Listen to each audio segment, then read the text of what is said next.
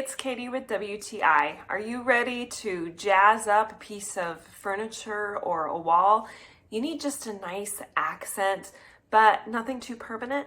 Well, the Cismmy removable peel and stick wallpaper is the perfect solution. I found this awesome faux crocodile print that I think just looks perfect. This was so easy to use. It came with all of the tools necessary. The back side of the paper does have some guidelines, making it easier to cut down to size. The first cut that I made was pretty crooked. I know I had the guidelines, but I just didn't do a great job with the cutting knife, so I recut with a pair of scissors and then did the detail work with the knife, and it looked great. Even though I messed up the first time and didn't realize until I had the paper on the drawer, it was okay because this is removable and it removes very easily. I was really worried with how sticky it was going to be.